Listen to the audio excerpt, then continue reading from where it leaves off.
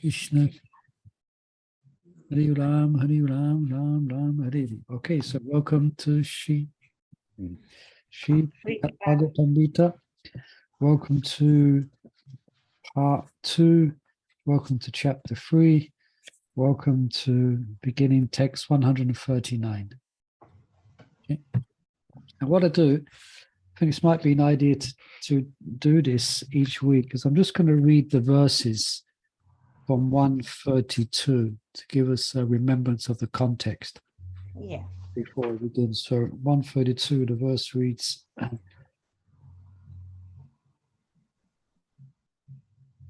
nowhere else can such bhakti to him in all its forms be realized forever without disturbance and in the company of so many surrendered devotees. So they're speaking about Vaikuntha.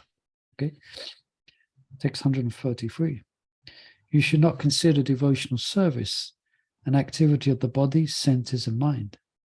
It is, in fact, the eternal absolute reality manifesting itself as the most intense ecstasy beyond the modes, beyond the material modes.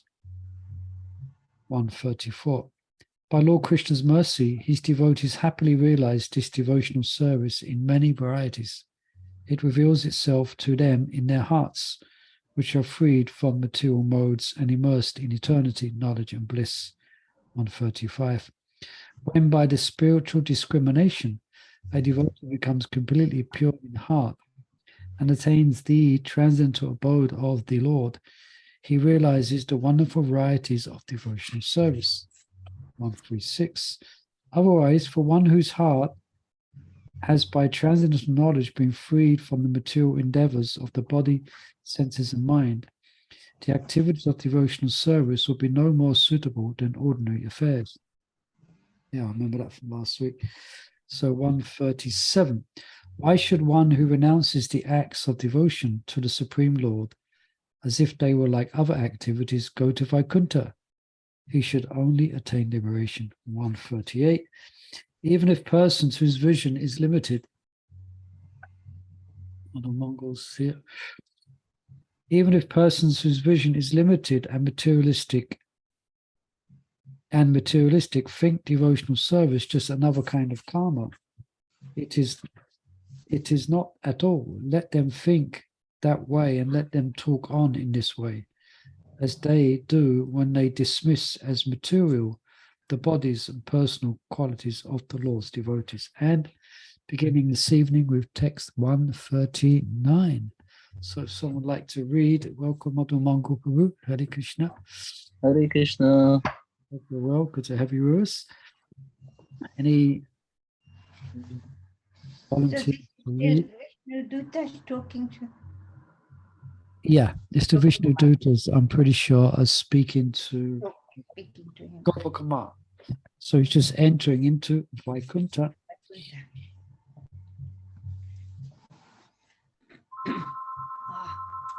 Okay, we need a reader out there. There's not many to choose from. Can I read, Prabhu? Yes, I'm just going Hare to Krishna. go ahead. Okay, text 139. Yes. In Vaikuntha and elsewhere, the transcendental nature of devotional activity spontaneously shows itself in the suitably formed Sach Chit Ananda bodies of the Lord's devotees, bodies composed of limbs and senses. Commentary. Devotional service thus established as transcendental activity that naturally manifests itself in the purified hearts of the devotees. It is not material. Still, someone might question how self-manifesting bhakti could appear in devotees as such activities as hearing and chanting, which involve the body and its senses. To clear this doubt, we need to understand that devotees of the Supreme Lord, both in Vaikuntha and elsewhere, perform bhakti with spiritual bodies and senses. There is no discrepancy in this conception because the limbs and senses of the pure Vaishnavas are equal in spiritual quality with pure devotional service. Even devotees who still live in this world in bodies made of material energy can engage in pure bhakti because the awakening of bhakti transforms their bodies. Either their bodies become literally Satchit Ananda, or bhakti enters their material bodies by the potency of the Supreme Lord's special mercy, or else their bodies and senses become suitable for performing bhakti by some God-given potency inherent in the jivas themselves. Shall I carry on, Prabhu? Or Yeah. shall I guess the residents of Vaikuntha, they all have spiritual bodies, of course, because it's a spiritual abode. You cannot enter there in a material body. Yeah. But here it's likening the devotees, as far as what I can make out here, within any realm or any place within the cosmic manifesto anywhere, the devotees' bodies become transformed. I guess we better read on to be more clear, because devotees' bodies become transformed, and that's why advanced Vaishnavas, they what's called enter samadhi. Their bodies are not cremated; they're considered to be complete, considered to be spiritual. Anyway, but still, they samadhi means that they've left that body, but it's their body's considered to be spiritual substance because it's transformed by the potency of bhakti. So, all right, we can better read on. Okay. Text 140. We ourselves are evidence of this truth. As associates of the Lord of Vaikuntha, we constantly spread devotional service in many ways, and yet are untouched by the material modes. Commentary. The Vaikuntha messengers themselves are proof that devotional service is completely non-material, and those who have attained a spiritual body in Vaikuntha engage in the various activities of devotional service, beginning with hearing and chanting. The bodies of the Vaikuntha residents are untouched by the 23 elements of matter. As King Yudhishthira confirms in Srimad Bhagavatam 7.135, Dehandri Yashu Hinanam Vaikuntha Pura Vaishnam. The bodies of the inhabitants of Vaikuntha are completely spiritual, having nothing to do with the material body, senses of life, or life here. Okay, so we're speaking about the residents of Vaikuntha now, completely spiritualized, completely spiritual bodies, eternal. The same form as the Lord, isn't it? 4 arm forms they all have. But does anyone remember the distinguishing characteristics of Vishnu compared to the residents of Vaikuntha? Because they all have 4 bodies, they have 4 bodies, all have 4 arms, excuse me. He has the Srivatsa on his chest and the Kaustubha jewel. And apparently that's the only way to distinguish the difference. So I guess the features must be very similar. Yeah. Anyone Sorry. Yeah. Has anyone been to Vaikuntha lately? Can tell us what it's like up there? Well, anyone can check it out.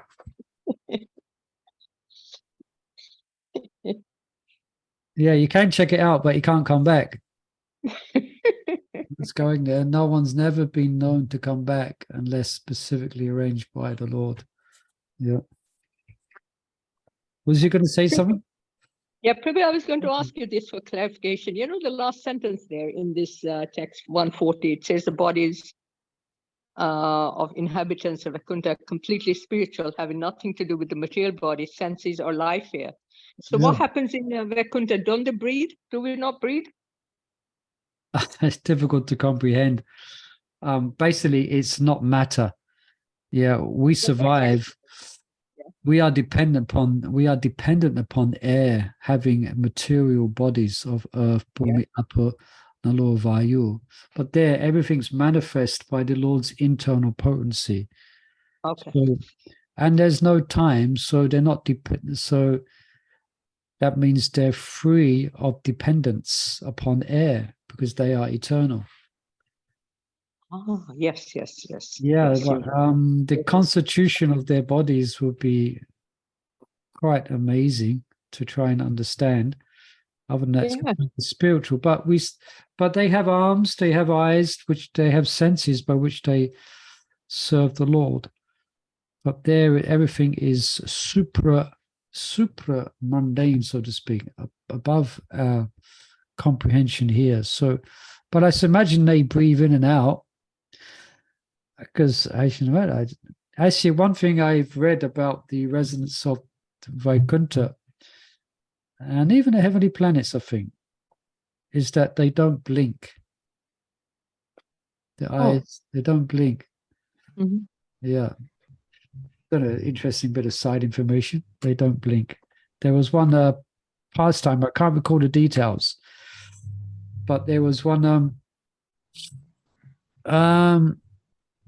there was one wife, anyone can remind me if they know this story, where her husband, coming from the heavenly planets or the higher realms, and he took on a different form. Anyway, perhaps I better not try and explain the details of the story, because I might probably get it wrong. But basically, she identified her husband because he was the only one who wasn't blinking. He's a demigod. Anyway, yeah, these things are inconceivable to But us. then in Goloka Vrindavan, gopis are complaining about Brahma making eyelids, blinking eyelids. Yeah, so in Goloka they blink, but in Yeah. the heavenly planets, the heavenly realms, they don't blink. Anyway, Okay. we better read on. Hare Krishna. Can continue my reading. Okay. I should try and find that story, because I've mentioned it a couple of times, and I like to bring it up, but I'm never clear on the details of it. I'll have to find it out. Okay. Okay. Text 141. Devotional service appears to new servants of the Lord to be a function of their own senses, body, and mind, so that such neophytes can engage in devotional service with relish as they should. Commentary. When one undertakes devotional service, one perceives one's devotional activities to be external functions of the material body. Why should such direct perception be denied? It should be denied because such perception is only the experience of beginners in devotional practice.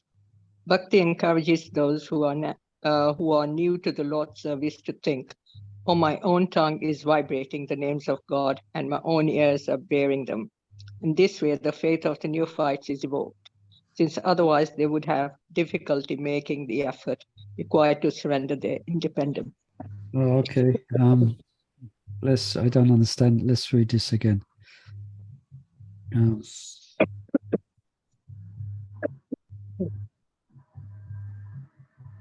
Yeah.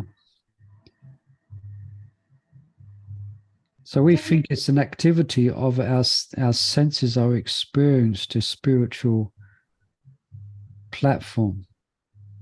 But actually, it seems like there's something else. Yeah. Yeah. Well, on my own, my own tongue is vibrating the names of God. My ears are hearing them.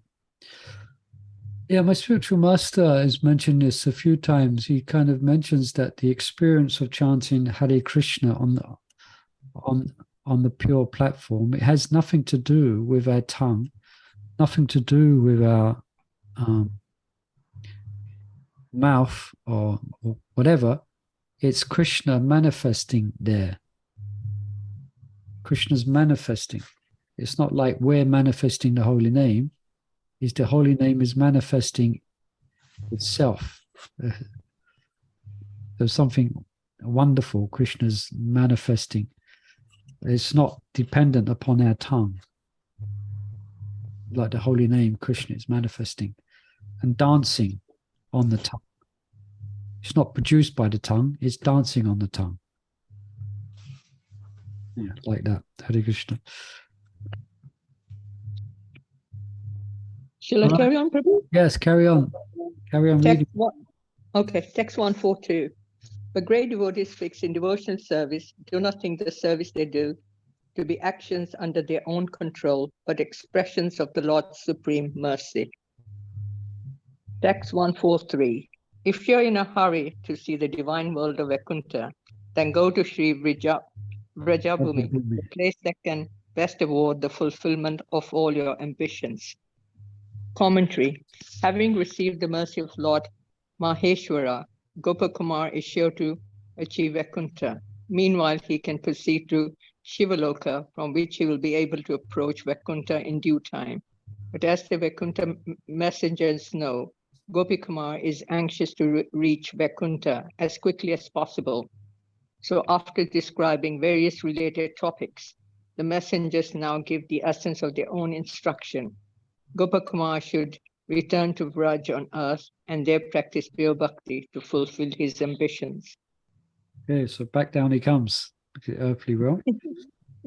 Yes. All right. Anyone else would like to read? If not, Mother, you can continue reading. And when someone puts their hand up, then I can hand it over to them. So you can continue reading. Okay. Text 144. Simply practice pure devotional service, mainly in the form of Nam Sankirtana, with the hope of gaining the eternal contact of the Lord's divine lotus feet. Commentary. Bhagavatam Nama Sankirtana, loud chanting of the holy name of the Lord, is the most effective way to achieve Vaikuntha, or wherever else one may desire. But the chanting must be practiced in pure devotion, unmixed with motives of karma and jnana. Yeah, this part, often I've heard like the Bringer Govinda Swami Maharaj speak of this part. It's a common part that devotees relate, and also Niranjana Swami Maharaj and also Shivaram Swami Maharaj often bring this point of Bhagavatamrta out, is that in order for Gopakumar to advance into the mellows of devotion, which will qualify him for going back to Godhead, he has to come back down to the earthly realm and take up the process of chanting Hare Krishna. Because everything, all the deep mellows is revealed through Bhagavat Nam Sankirtan. Yeah. So he says, we know he's through the chanting of his Gopal mantra, he's been elevated to various realms, even to the, it seems like to up into the towards the Vaikuntha planets by the blessings of Lord Shiva. But to make further progress, he has to take up the process of Bhagavat Nam Sankirtan. So therefore, then that's and come back down to the earthly realm. So they're just pointing out how the importance and significance of chanting the holy name. Yes, Hare Krishna. Any comments on that? I'm sure you must have heard this part mentioned as well, you know, coming down to take up the process of bhakti. Yeah. Yeah, don't we hear that all the demigods are waiting to take birth? Yeah, yeah, we heard that. Yeah, to go up yeah, again. yeah. We heard that, and even because it's quite cushy there in the heavenly planets, from one perspective, and they don't feel the need to call out to Krishna. Therefore, they stay within the material realms. Hare Krishna. But here, even if we, Yeah. I mean, we're suffering here, yeah, due to the three different things, but we calling out because we love him in a way, you know, in our own ways. We're not, because I remember Bhakti Chirumara saying to me once when I was saying, oh, you feel like crying when you're this is early days, you know, you're standing in front of the deities, they look so beautiful, and you feel like crying. He said to me that as long as you crying for Krishna, not because you're suffering. Yeah. So we become attracted to the process of bhakti. Chato vida bhajanti mam juna sukrita arjuna ati tignasi atati ganicha paradasapa. Generally, one comes to Krishna, a pious person, if they're distressed, they're seeking wealth, they're inquisitive, or they're seeking after knowledge. So generally, we're going to look for answers to life's problems, and we may then for take up bhakti. But then you're correct. But then as we get, so we are looking for liberation in the beginning. But the reason why we take to devotional service, eventually it shouldn't be the reason that we stay in devotional service. The reason we stay should be love, as you mentioned, and as Bhakti True Swami said. Yeah, so there's a transformation, you know. We come because, as you mentioned, the Adibautic, Adidevic, and Adiatmic miseries, but we stay because of love. Yeah. So that love means you're even willing to face the threefold miseries, if that's Krishna's desire, or if we still have the opportunity to serve Krishna. It's not an impetus for us. The impetus for us at some point should be love, yeah? And not to escape from the miseries of material existence. Yeah? That's why Lord Chaitanya prays, isn't it? You may make me broken-hearted by not being present before me, but still you're my worshipful Lord. Yeah? So that means that one's devotion is unconditional. It's motivated by love, so it's not hampered by anything material, because the motivation is divine love. So nothing can get in the way of that devotional service. So yeah, any comments or questions about that? But yeah. Okay, so any readers out there? I can read if Okay, go ahead. 145. 145. Yeah. Thank you, Prabhu. Thank by you. that Hare Krishna. devotional service, you will soon realize the treasure of prema, and you will easily see Krishna in Vaikuntha. Commentary. Pure love of God is the most sublime wealth, as Lord Brahma says in Srimad Bhagavatam, while describing his own vision of Vaikuntha.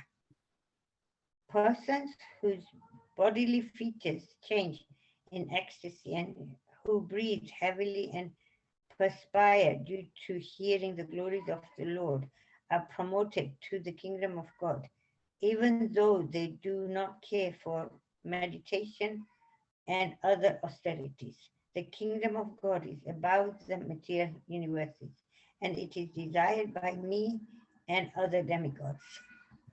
Text 146. Some think that remembering rather than chanting is the essential means of devotional practice, the means that most effectively leads to prema. For bhakti in the form of chanting appears quickly and easily, and in only one sense, that of speech, which is not itself alive and conscious. Commentary. This was the opinion expressed by the masters of yoga on Tapaloka, that of all the forms of devotional service, the best is smarana, remembering. Pipalayana and others insisted that remembering the Lord rather than chanting his names is the most essential means of achieving prema. They reasoned that kirtan involves only one sense, that of speech, which is one of the karma indriyas, an unconscious material entity. And since the kirtan process is perfected very quickly, its result must be less than that of smarana. Some of us remember that part of the Brhad that we was reading. Yeah.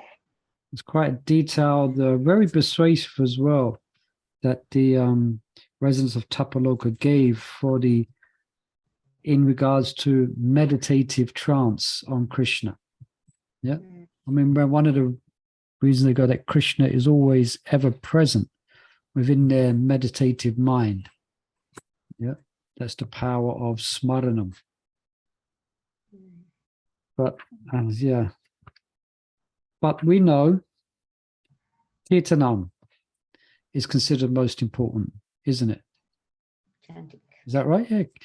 Kirtan, because from Kirtan, then we can remember hearing and Yeah. chanting. And chanting is the Yuga Dam. It happens to be the Yuga Dam, chanting Krishna's holy name. So let's see how this unfolds. Yeah. Text 147. Superior bhakti in the form of remembering, they think, appears within the mind. That turbulent, frightful, and mighty chief of all the senses, when by serious efforts the mind has been brought under control and fully purified. Commentary. Everyone has experienced that the mind is difficult to control. To subdue and purify it is a great achievement because the mind is the ruler of the senses. When the mind is controlled, the functions of the senses, including kirtan, are also controlled. In other words, the mendicant from Avanti in Srimad Bhagavatam, no, in the words of the mendicant from Avanti in Srimad Bhagavatam, okay, all the senses have been under the control of the mind since time immemorial, and the mind himself never comes under the sway of any other sense. He's stronger than the strongest, and his godlike power is fearsome. Therefore, anyone who can bring the mind under control becomes the master of all the senses. Charity, prescribed duties, observing major and minor regulatory principles, hearing from scriptures, performing pious works, and observing purifying vows of all finally aim all at subduing the mind. Indeed, concentration of the mind on the Supreme is the highest yoga. Therefore, in the opinion of the residents of Tapaloka, one achieves the highest perfection by controlling one's mind and engaging it in remembrance of the Supreme Lord. Okay, so they have a great advantage in Tapaloka because of the atmosphere is very conducive for meditation. Practically their bodies are created for meditative trance. Yeah. But here it's a different story. Here within the material, here down on the lower planets, in the middle planetary systems, in this age of Kali, generally people's minds are very, very disturbed. Yeah. And it's very difficult for persons to meditate upon Krishna. Therefore, kirtan is considered to be more powerful. Yeah. That's why you read some scripture and it describes that the highest form of meditation upon the Maha Mantra, or the highest and the best practice, is manasa, is to chant the mantra within your mind. Yeah, but that's in relation to previous circumstances. In this present age, that's very, very difficult to do in a very serious way. So therefore, chanting the syllables, it should come out the mouth, the vibration. Then you meditate upon the vibration of the Maha Mantra, and that's what Lord Chaitanya has given. The loud chanting, loud congregational chanting, that's able to subdue the wayward mind. Well, it's really scary. That paragraph is really scary. All the senses have been under the control of the mind since time immemorial. Yeah. Wow. It's like, will I ever be able to control this mind? Gosh. Yes, so our Bhagavad Gita reading, what's Krishna's answer to that? Anyone else can? Here we're taking part, those who are taking part in our Bhagavad Gita readings, chapter 6. Arjuna says the same thing. Yes.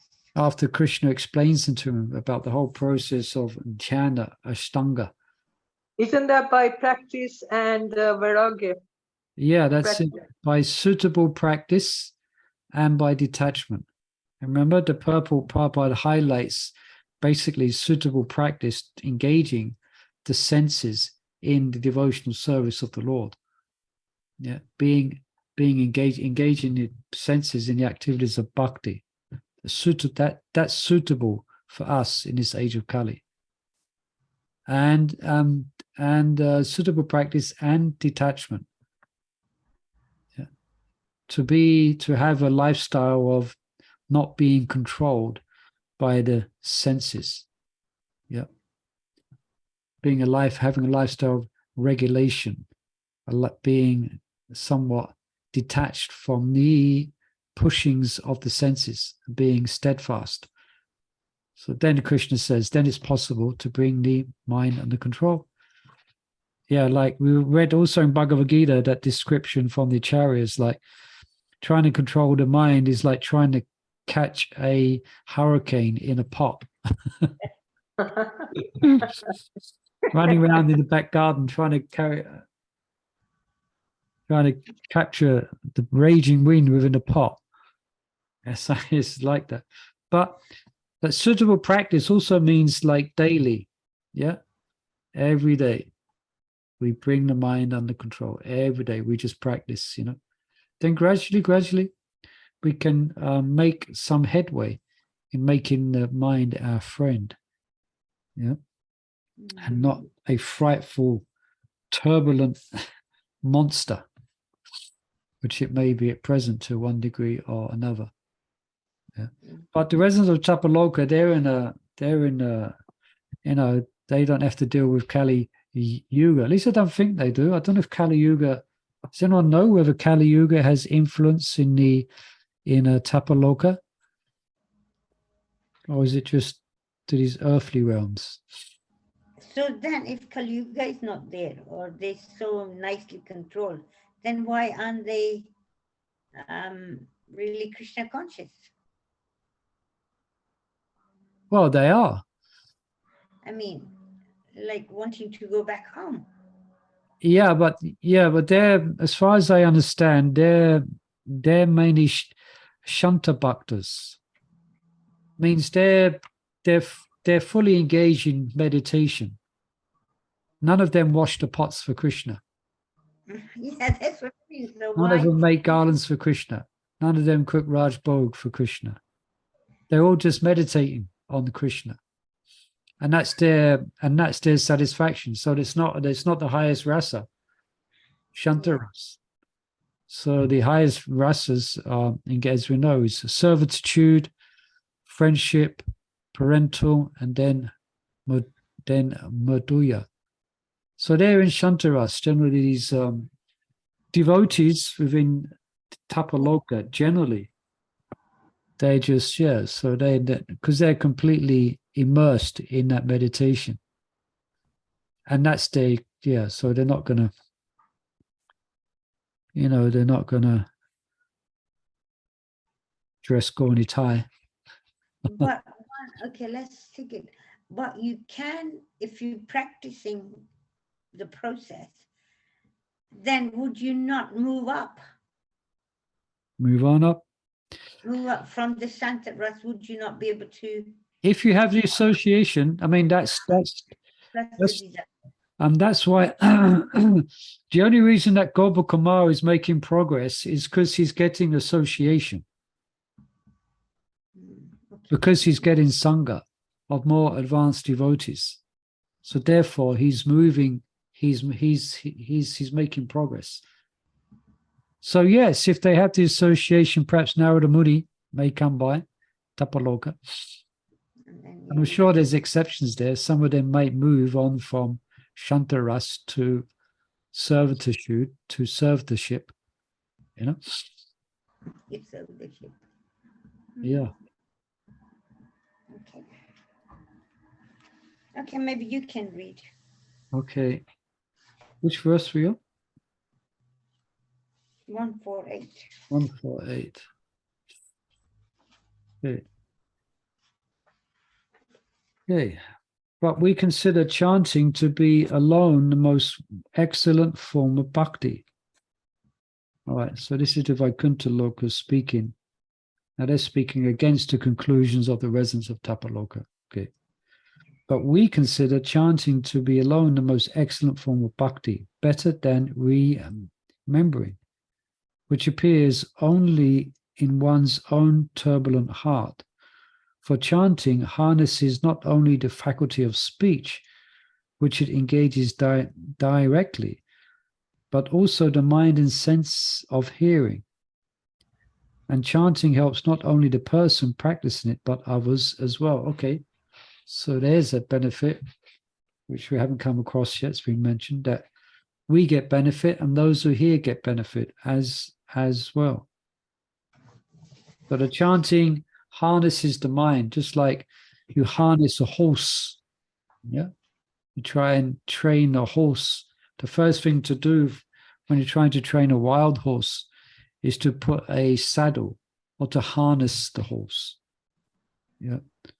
So the mad mind can be harnessed by the loud chanting of Hare Krishna. Yeah. Commentary. This is the Vaikuntha Duta's own opinion. Smarana is purely an internal function, but kirtan, which actively employs one's power of speech, affects both one's internal and external environments. Kirtan also acts on the mind, bringing it subconsciously into contact with all spiritual sensory functions. If this subtle contact were not established, the spirit soul could not awaken to his real life. The transcendental sound of kirtan enters the ears on its own strength, without any effort by the hearer. And thus it benefits not only the chanter, but everyone who hears it, treating them all as its subservient dependents. Okay. The process of remembering does not have such power. In fact, as long as the mind's fickle character has not changed, smaranam cannot manifest itself fully. When we realistically consider the relative value of smaranam and kirtan, we find, therefore, that the difficulty in performing smaran does not make smaran more important. All right, that may be a misconception. Just because it's difficult, it's considered to be more elevated. But not so. Yeah. Does not make smarana more important. In the Vishnu Purana, the sage Parashar says, quote, "One who fixes his mind on Lord Achyuta will never go to hell. Indeed, by thinking about him, one will attain heaven. For one whose mind is fully absorbed in thought of him, even the world of Brahma is but an insignificant obstruction on the path. The infallible Lord bestows liberation on those pure souls in whose hearts he is present. Is it any wonder then that when Lord Achyuta's glories are chanted, all sins are destroyed? By the kirtan of Lord Vishnu's names, even the sinful Ajamil, who could not remember the Lord at all, attain liberation." It's a good example, isn't it? Narayan, he was chanting. Narayan. The beneficial results of meditation, sacrifice, and worship are all automatically obtained in the process of kirtan, especially in the present age. Okay. Then there's a quote from the Vishnu Purana here.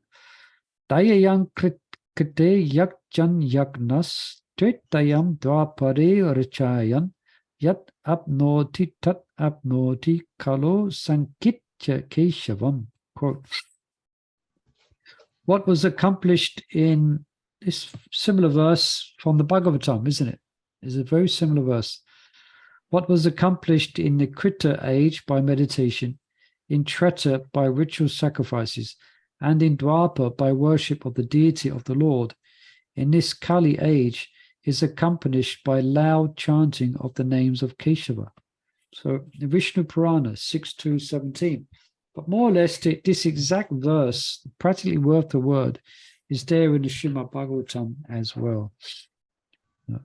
The claim made in this statement and others about the potency of Harinam Sankirtan is not merely rhetoric. It's not merely just fanciful words. It is proven by the life histories of many successful Vaishnavas.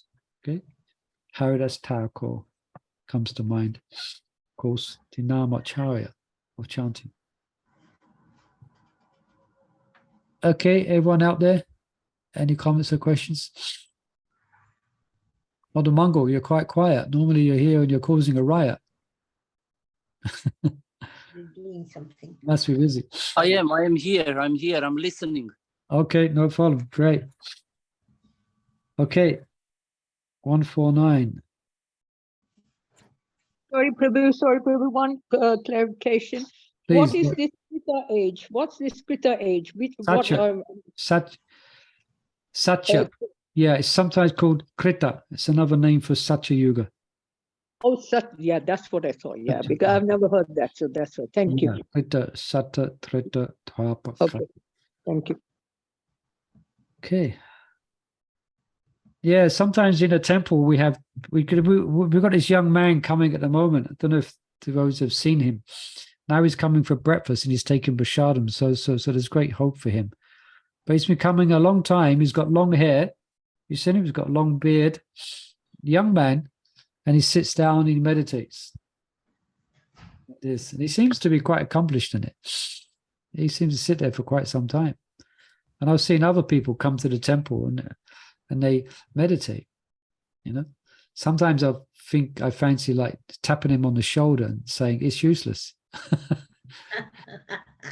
Take these beads. You know, but eventually, if they keep coming to the temple, they will befriend devotees, and devotees will lovingly introduce mantra meditation to them. You know, yeah, I guess because meditation, it is hard. It's not easy. So when they see devotees chanting, it seems too easy. You know, because that's the process for God consciousness, and it's not meditation. So sometimes persons do not realize the glories of Nam Sankirtan because it seems so easy. Chanting, you're chanting. You're not trying. Well, the chanting brings the mind under control. So see what's been said here. That sometimes people misunderstand. Oh, they're chanting, or they don't seem to. Yeah, sometimes it amazes me. I see people coming to the temple for many years, and they come and they meditate. They don't get it. They don't seem to see everyone, the devotees, with bead bags and chanting Hare Krishna. They don't. The penny doesn't drop. You know. I guess it's up to us to befriend and preach and assist them. You know, if they're willing to hear. All right. So, what did I just read? Oh yeah. Okay.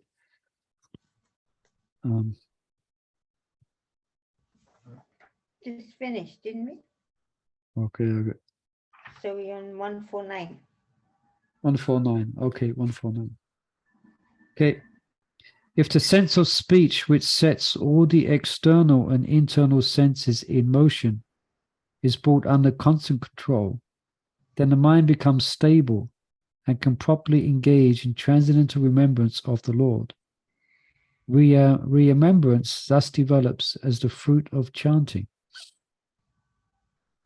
Okay, so if the faculty of speech can be used to glorify the Lord, I think that's what's being described here, then from that one gets strength. The mind regains strength in order to engage in remembrance of Krishna. If those attached to meditation on the Lord still insist that remembering is of greater importance, with their intelligence they should make the following distinctions.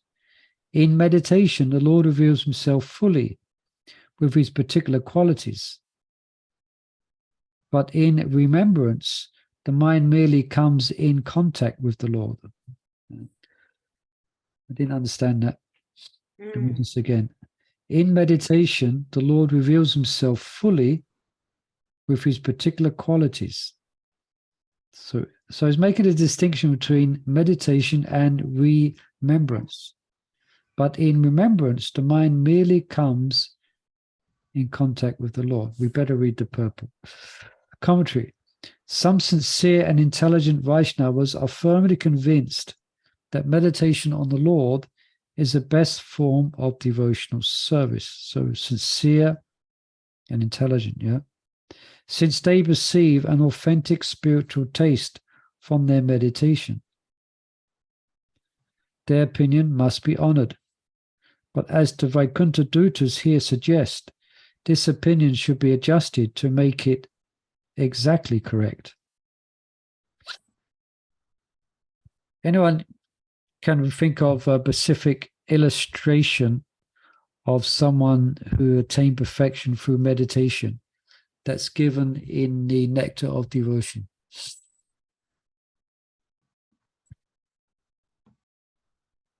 I give you a clue if you don't get it. Sweet rice. Madhavendra Puri. No, Nectar of Devotion. Nectar of Devotion. Sweet rice. Sanatan Goswami. Was it Rupa Goswami who did the sweet? No, Sanatan Goswami. No, it wasn't any of the Goswamis. There was a Brahmana. The name is just given a Brahmana. Yes, Yeah. and he burnt his finger. Yeah, and his sadhana was this meditative trance of within his mind. Actually, it wasn't just meditation it was actually service within his mind, actually. And he did that practice for many, many years. Yeah, and he got it to a stage of perfection where he was doing it with great bhav, with great love, And as we know, then he put his hand in the sweet rice. There wasn't any sweet rice. This was all meditation. Then his hand was actually burned. And that was enough for Vishnu. He smiled and said, that's it. This guy's coming back. Send down an airplane. So he came and he took him back to Vaikuntha. Yeah. So that was a form of smaranam, but that was different. That was involved in service within his mind. Yeah. The advocates of the meditational process think as follows. The faculty of speech has the power to mobilize all the senses, both external like the ears and internal like the mind. If a person steadies his mind by controlling his speech, either through silence or through Bhagavat Kirtan, he can begin the practice of remembering the Supreme Lord. So Kirtan is the means to the goal of Smaran. The Kirtan is the means. So if you want to attain perfection in Smaran, you can only attain it through Kirtan. Scriptures may say that in Kali Yuga, the perfection of Kirtan is itself the goal and automatically includes the results of Smaran. But that is only in reference to the special situation of the modern age. It may also be said that the exceptional faults of Kali Yuga can be counteracted only by the very powerful process of Kirtan, not by meditation alone or any other means. But actually, there is no absolute rule that meditation on the Lord is less than enough to wash away the contamination of the modern age. Rather, hundreds of convincing statements of Scripture confirm that simply remembering the personality of Godhead destroys one's sinful reactions. All right. Thus, meditation is the best form of devotional service. All right. So now we're going the other way. All right. Now, the Vaikuntha Dutas accept this opinion as long as it is qualified by the understanding that true meditation on the Supreme Lord is a very mature stage of devotional development. In meditation, the devotee realizes the Lord in the heart and directly perceives many details of the Lord's exquisite exquisite beauty and charm. That was also, as far as I know, that was Narada Muni. He was taught this meditative trance on Krishna, on Vishnu. Do you know when his mother passed away and he sat down in meditation, and he recalled, as was taught to him by the Bhaktivedantas, he engaged in smaran. Then the Lord appeared on the lotus of his heart. Yeah. So that was his specific sadhana which he gave. As far as I know, it wasn't chanting Nam. It was just smaran. Yeah. Okay. Yeah. The devotee directly perceives the many details of the Lord's exquisite beauty and charm, from his feet to the hair on his head. But in the more usual smriti, or remembrance, the mind only comes in contact with the Lord when one thinks God exists, or I am the Supreme Lord's servant. All right. So there is cases where highly qualified devotees achieve great levels of perfection through their meditation. Okay, text 151. If by the force of one's meditation, all the functions of the senses, Sankirtan of the Lord, physical contact with him, seeing him and so on, become absorbed into the functions of the mind, that meditation may be accepted as better than chanting out loud. Commentary.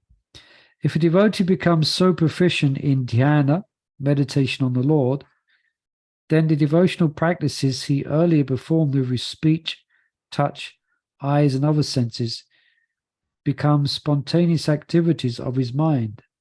Then, of course, for that devotee, meditation has become the most suitable practice.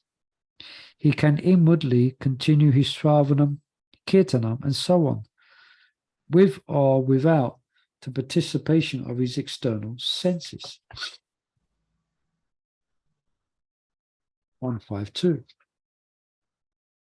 Whatever the devotional method by which a man with true spiritual taste feels satisfaction and complete joy, that is the method saintly authorities deem most excellent and effective for him. All right, so now it seems like whatever is good, whatever's working, whatever's given you joy and satisfaction, then that's good for you.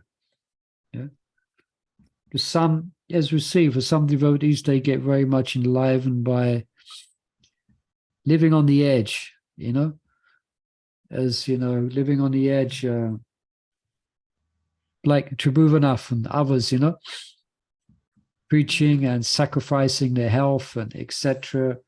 and adventures in, like that. They get very much satisfaction from that. Others may get satisfaction from more contemplative practice of bhakti, perhaps studying, Others feel satisfaction from managing, you could say. They feel they're accomplishing something by moving walls, by moving people, managing, moving things and people and guide, and they get a satisfaction from that. Any comments on this? Anybody out there? I think, early days when Prabhupada engaged devotees according to their desires in a way, like instrument playing and... Yeah. After a while, he told them, once they settled, then he would say, go here, do this, do that. But in the beginning, he would let... Yeah, in the beginning, but also, in the beginning, yeah. But if we identify devotees who are apt in any particular skill, then he would engage that. Or sometimes even if, for instance, sometimes he told, I forget who it was, but he told one devotee to start Back to Godhead magazine. And he had no idea, zero idea. But because he followed that instruction from Prabhupada, he was empowered. So he got empowered to engage in, to everything that needed to be done in regards to printing, creating a printing press and just creating back to Godhead. Yeah, so let's read the commentary. Okay. What's the time? Okay, it's 6:59. Let's just read this purple, short purple. Okay. How should we regard the meditation in which a Vaishnava does not experience the sensory functions of Sankirtan, touching the Lord and so on, but merely contemplates the Lord's form? Okay. That style of devotional service should also be accepted as perfect for the devotee who derives pleasure from it. When a devotee feels eager attraction to any of the 9 kinds of service, that devotional method becomes the means for him to quickly fulfill all his desires. Moreover, his practice will gradually evolve into prema, the final goal of devotional service. Yeah, so that's the conclusion. I think Swavanam Ketanam Vishnu Smaranam Parasevanam Achanam Vandanam Dasyam Sakyam Atmuni Vedanam. So each of these processes can lead you to perfection. Yeah, they are all glorious in of themselves, you know. All right, so that ends today's reading. So we finished on taking note of this, because sometimes I forget to take note, then I have to search it out. So next week we're on text 153. Speaking about Sankirtan expands the joy of meditation. Okay. Okay, thank you everyone. Today's Thursday, so I hope you have a wonderful weekend. Sure, a few devotional things are going on. And we're back next week for our hearing and chanting the glories of the Lord. Srila Prabhupada ki jai. Brhad ki jai. Hare Hare Krishna, Hare Krishna, Prabhu. Thank you. Hare Ram, Ram Ram, Hare Ram. Thank you.